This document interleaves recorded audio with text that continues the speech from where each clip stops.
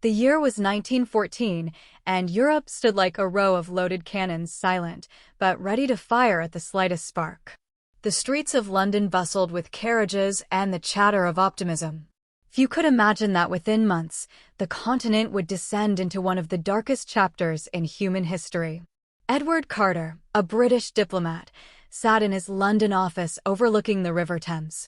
Papers cluttered his desk, reports from Germany, telegrams from Vienna, and a message marked urgent from the Foreign Office. "The situation in the Balkans is worsening," he murmured to himself, tracing his finger over a map of Europe. One bullet could set this whole continent aflame. In Berlin, Otto Weber, a young officer in the Imperial German Army, stood in full uniform before a mirror. His eyes shone with pride and a quiet fear. If war comes, he told his reflection, Germany must prove her strength. But God help us all if it does. Across the continent in Sarajevo, the morning of June 28, 1914, dawned bright and peaceful. Crowds lined the streets to see Archduke Franz Ferdinand and his wife, Sophie, pass by in an open car. Among the onlookers was a nervous young man, Gavrilo Princip. His heart pounded as he reached inside his coat. Moments later, 2 gunshots echoed through the street. Panic erupted. The Archduke slumped in his seat, blood staining his uniform. His wife's final whisper was lost in the chaos.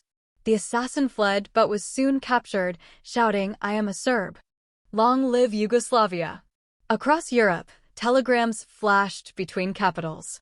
Austria-Hungary blamed Serbia. Russia vowed to protect Serbia. Germany pledged support to Austria-Hungary. France and Britain watched in growing alarm. By July 28, Austria-Hungary declared war on Serbia. Within a week, the web of alliances pulled every major European power into the storm.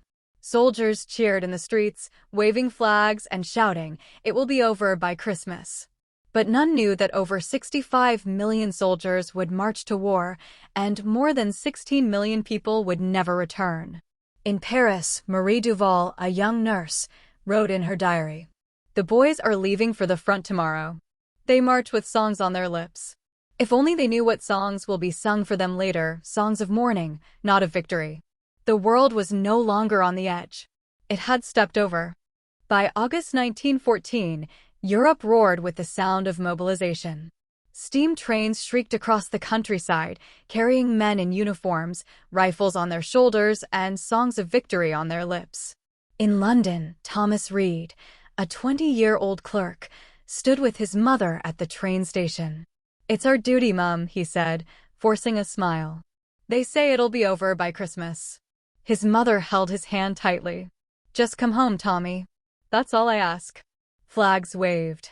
The brass band played "God Save the King." The boys climbed aboard, their laughter echoing as the train pulled away toward France. In Berlin, Franz Müller kissed his fiancée goodbye. "For das Vaterland," he said proudly. "For the fatherland." But behind his brave words, fear lingered.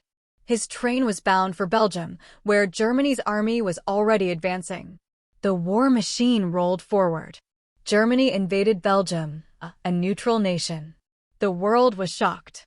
Britain demanded Germany withdraw, and when it refused, Britain declared war on August 4, 1914. Edward Carter stood in the War Office as the declaration was announced. "So it begins," he said quietly. "The lamps are going out all over Europe. We shall not see them lit again in our lifetime." On the Western Front, fields once golden with wheat became wastelands of mud and fire. The first battles, Mons, Marne, and Ypres, were brutal and chaotic. Cavalry charges met machine guns, then fell by the thousands. The dream of a quick war vanished. Marie Duval arrived at a field hospital near the River Marne. The air smelled of antiseptic and death. Her hands trembled as she bandaged a wounded soldier. "Hold on," she whispered. "You will see France again." The soldier smiled weakly. "Tell my mother. I fought bravely." Far from the front, in the German camp, Otto Weber wrote in his journal, "We believed war would be glorious. But I have seen boys cry for their mothers and men die with prayers on their lips. The earth drinks blood faster than rain." By the end of 1914, trenches stretched from the North Sea to Switzerland, hundreds of miles of mud, barbed wire, and despair. Soldiers on both sides dug in, waiting for orders that rarely made sense and victories that never lasted. In a frozen Christmas Eve silence, something extraordinary happened. Across no man's land, German and British soldiers began to sing. Silent Night, in 2 languages, drifted through the cold air. By dawn, men emerged from their trenches unarmed. They shook hands, shared cigarettes, and even played a game of football on the shell-torn field. For one brief moment, humanity returned. Thomas Reed wrote home, "Mom, today I played football with the Germans. We laughed. For a moment, I forgot we were enemies." But when Christmas ended, orders came down the line. The shooting resumed. The peace lasted one day. The war had years to go. The year turned to 1915, and the world had sunk into mud. From Flanders to Verdun, the land looked like the surface of another planet, torn apart by shells, rain, and blood. Rats grew fat on the bodies of the fallen. The sky was gray and heavy with smoke. In the British trench, Thomas Reed crouched in the slime, his rifle resting across his knees. The stench of damp uniforms and decay filled the air. "We're living in graves," he muttered. Captain Henry Lawson walked along the trench line, shouting orders. "Keep your rifles clean, lads. Mud will kill you faster than bullets." Thomas wiped his weapon, his hands shaking from cold. He had stopped counting the days.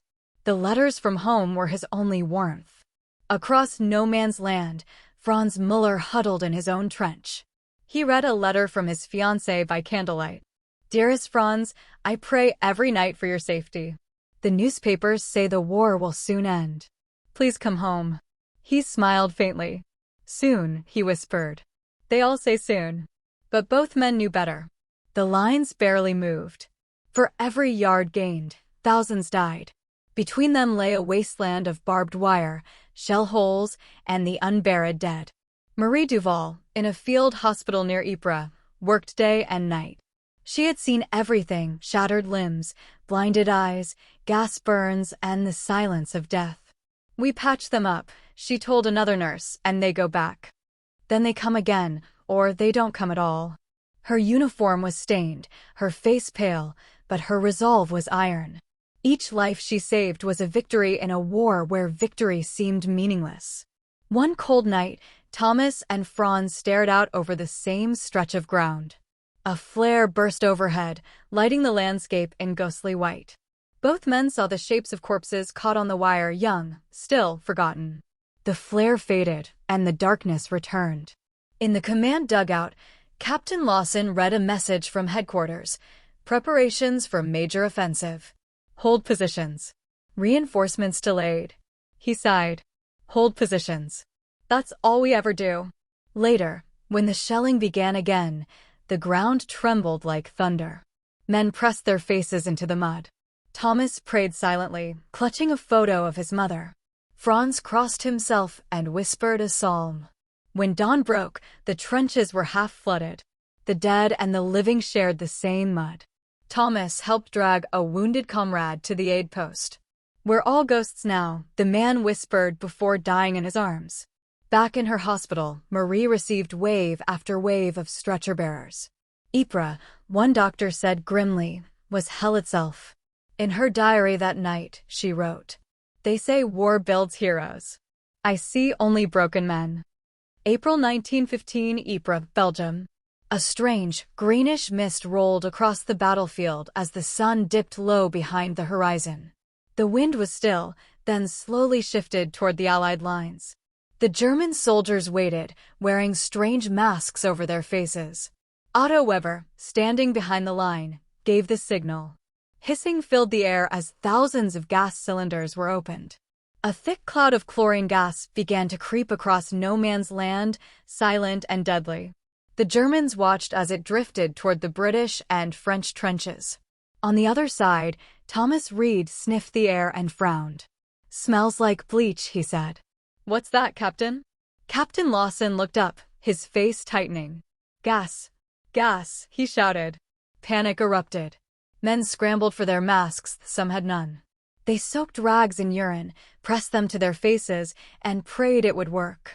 Within minutes, screams filled the trenches. The gas burned lungs and eyes, turning breath into agony. Thomas dragged a coughing comrade toward higher ground, his vision blurring. "Hold on. Don't breathe deep," he cried, choking himself. The sky turned yellow-green as the sun set. Birds fell dead mid-flight. The grass withered. The gas seeped into dugouts, killing men where they hid. It was war stripped of honor, death without a sound.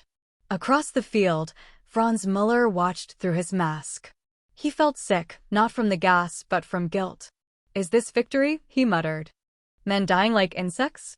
Otto Weber, beside him, said quietly, "It's war, Müller. We do what we must." When the gas finally cleared, the scene was unimaginable. Bodies lay twisted, faces green, hands clutching throats. Survivors coughed blood, their voices gone. It was the dawn of chemical warfare, a horror that no soldier could have prepared for. In the aftermath, Marie Duval worked until her hands bled. The victims came in by the hundreds. "What happened?" she asked one half-conscious soldier. "The air, it killed us," he rasped, before collapsing. She covered her mouth to block the smell of burned lungs. The doctors could do little. There were no treatments for gas wounds yet. Many simply died screaming. Otto Weber, writing in his notebook that night, confessed, "Today, I saw men die in silence, their faces like masks of pain. We've invented a new kind of death, and I fear it will not be the last." Thomas Reed, weak but alive, wrote home in trembling hands. "Mom, if I ever come home, I'll never forget what I saw." The air itself turned against us. The war had found a new weapon, and humanity had lost another piece of its soul. Snow and smoke mixed in the air as the German artillery opened one of the largest bombardments in history. The sky thundered for days, shells screaming, the ground shaking like an earthquake. Villages disappeared under flame. Forests turned to splinters. From the trenches, Franz Müller could barely hear his own voice. "The earth itself is dying," he said, watching the horizon burn. Nearby, Otto Weber, now promoted, studied his maps grimly. "Verdun will bleed France white," he murmured, echoing the words of his generals. But France refused to die.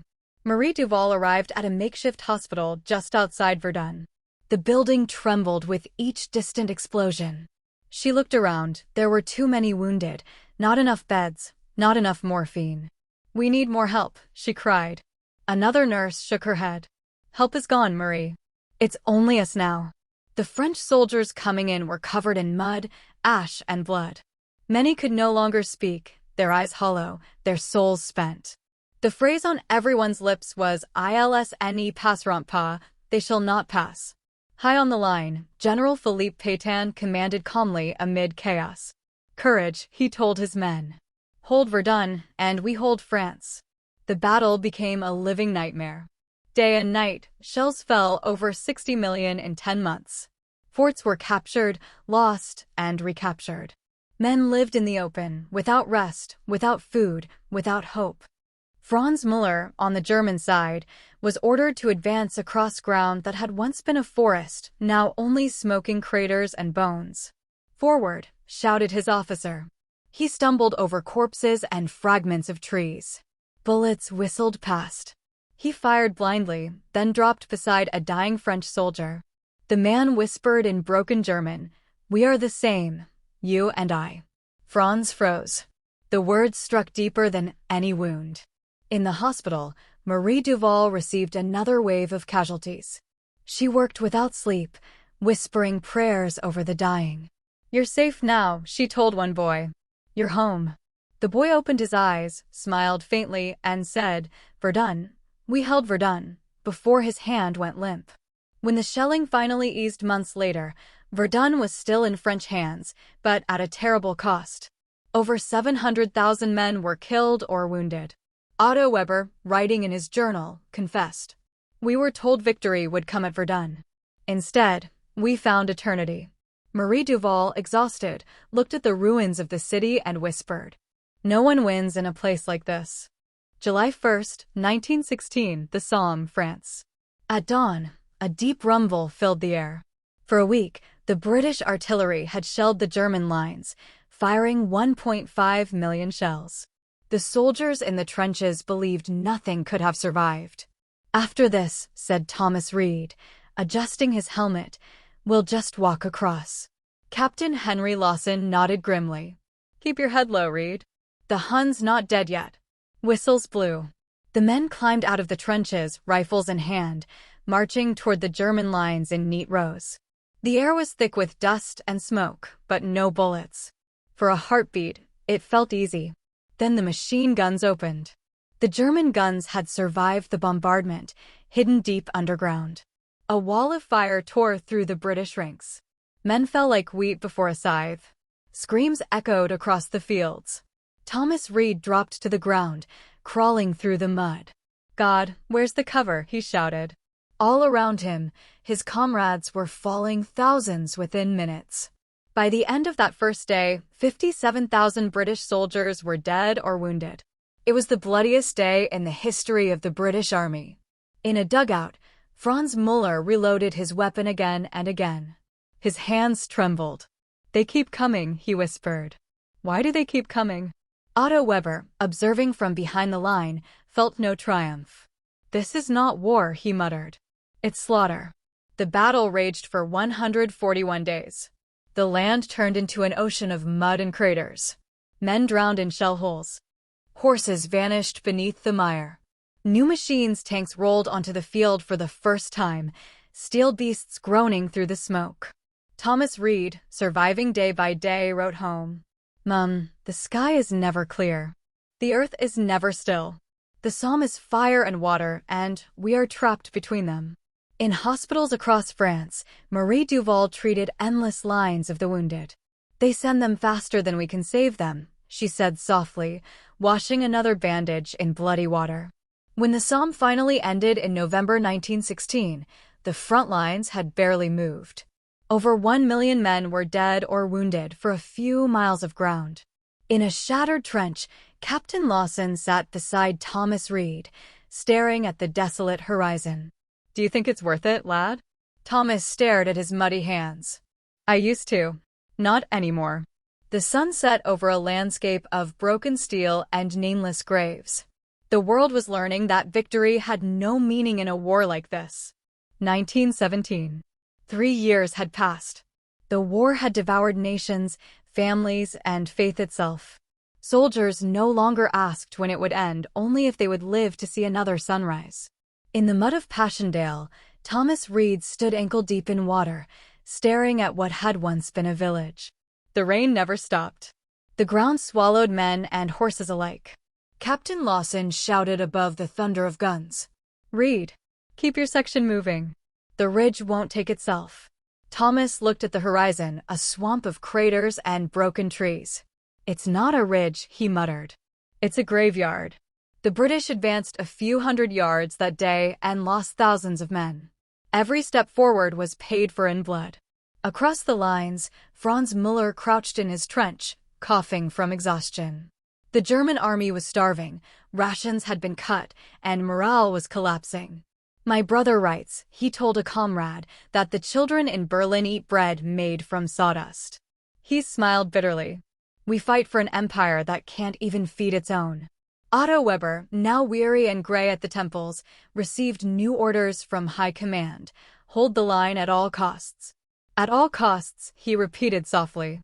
How many more costs can there be?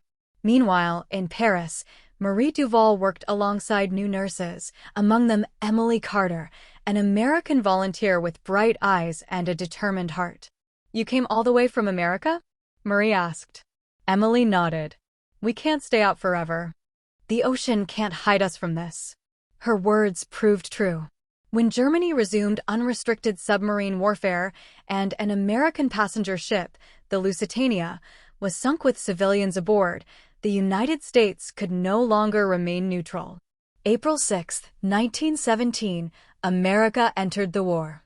Across Europe, the news spread like a spark in darkness. New hope stirred in tired hearts. "The Americans are coming," soldiers whispered in the trenches. But the year also brought tragedy. In Russia, Revolution erupted. The Tsar was overthrown, and soon after, Russia withdrew from the war.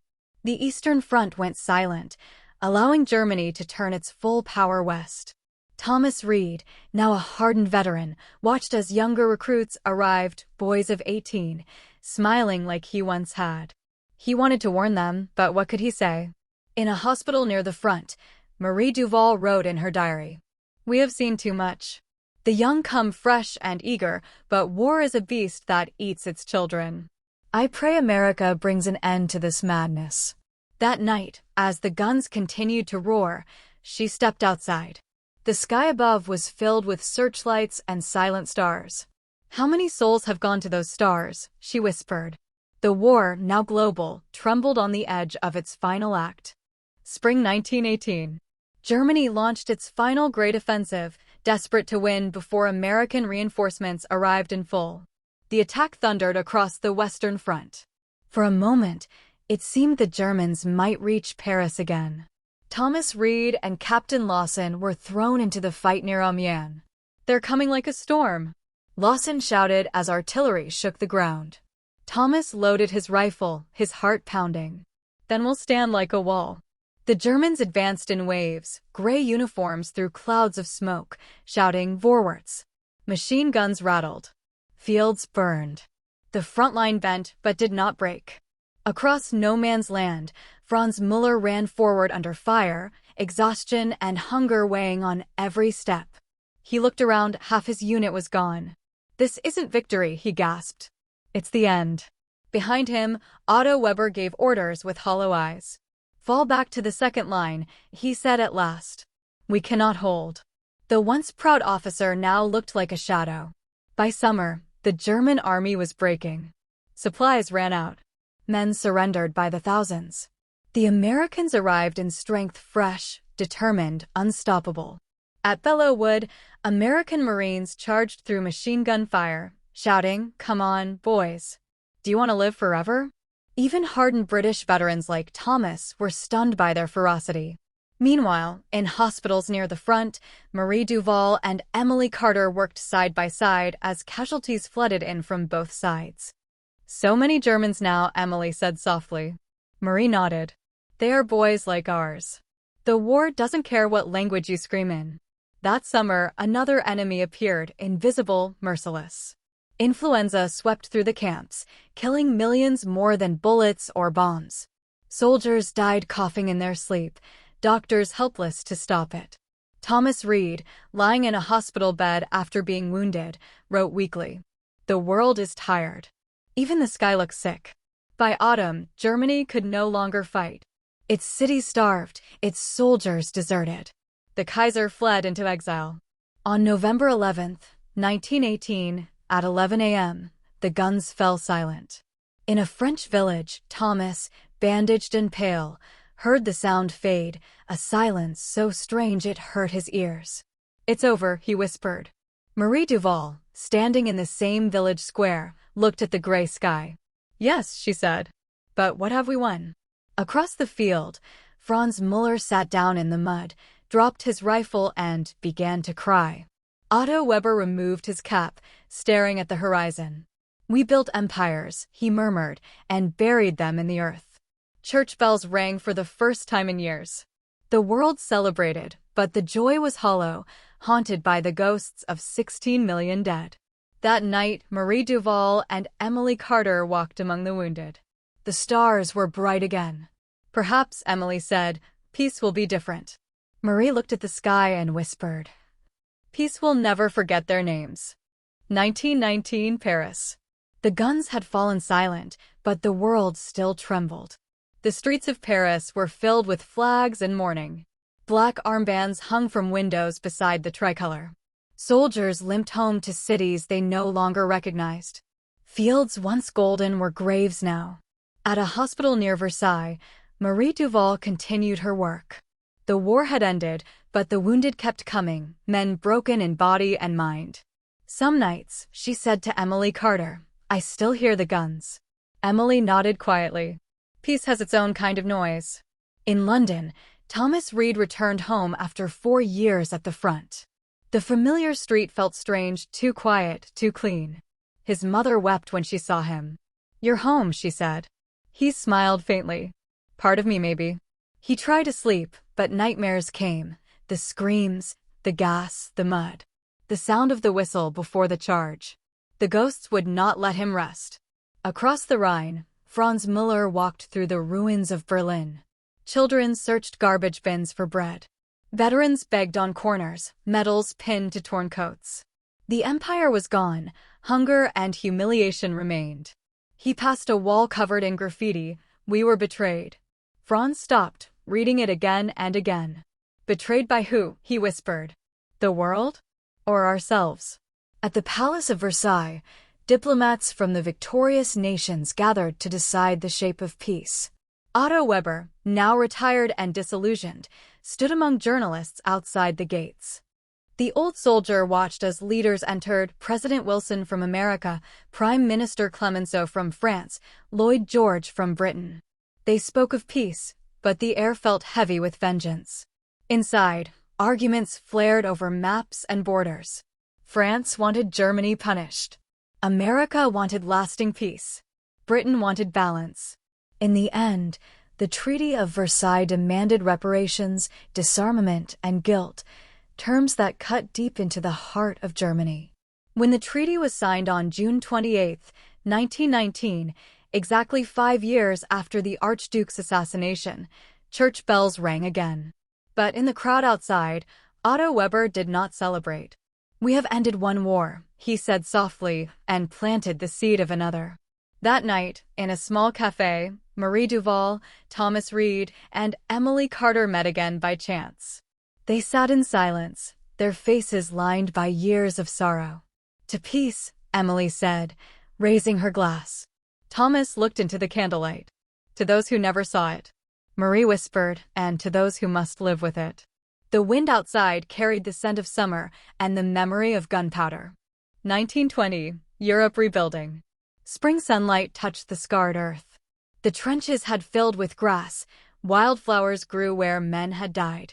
Villages rose again, rebuilt with trembling hope. But the memories, those never faded. Thomas Reed worked as a schoolteacher now, trying to find peace in small things. His limp reminded him with every step. One morning, a student asked, "Sir, what was it like in the war?" Thomas paused. The classroom fell silent. "It was loud," he said finally, and then very quiet. "It was men who believed they were fighting for tomorrow and forgot how to live today." The children didn't fully understand, but they listened. In France, Marie Duval had turned her wartime hospital into a home for orphans. The halls echoed with laughter, fragile, healing laughter. She often told them stories of courage, never of horror. "Your fathers were brave," she said. "But let bravery mean kindness, not killing." In Berlin, Franz Müller worked in a small bookshop. He walked with a cane and wore a worn coat.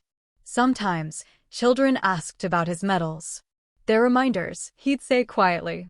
"Not of what I did, but of what I must never do again." One evening, he received a letter written in careful French. It was from Marie Duval. She wrote, "Dear Franz, we both saw the worst of mankind. Perhaps now we can build the best. Let the next generation know that war is not glory, it is grief given a uniform." He folded the letter gently and placed it between the pages of a book titled Hope. Across the ocean, Emily Carter stood in a New York hospital, now leading a team of nurses. The city bustled with life, but she often looked eastward across the Atlantic. "The world is different now," she told her students. But peace is not a gift, it's work. As years passed, monuments rose across Europe. Marble crosses in endless rows. Stone names carved in memory. On each one, a story, a life. November 11, 1920, the world marked the first Armistice Day. Bells rang across continents. People bowed their heads in silence for 2 minutes to remember. In that moment, on a hill above the River Somme, Thomas Reed, Marie Duval, and Franz Müller met again. No flags, no uniforms, just 3 survivors standing among the graves. Thomas placed a small wooden cross into the soil. "For the boys who didn't come home," he said. Marie added a single white flower. "For the mothers who waited." Franz whispered, "and for the peace we must protect." A little girl, Anna, the daughter of one of Marie's orphans, held Thomas's hand. "Will there ever be another war?" she asked. He looked down at her innocent face, unsure how to answer. "Not if we remember," he said softly. The camera of history slowly panned away over the graves, the rivers, the cities rebuilding until the horizon filled with light. The echo of distant guns faded, replaced by the sound of church bells, wind, and children laughing. A voice spoke in reflection. They called it the war to end all wars. But peace, like war, lives in the hearts of men. And if we forget the price, history will remind us. The scene faded to black, and in white letters appeared. 65 million soldiers. 16 million dead. A world forever changed.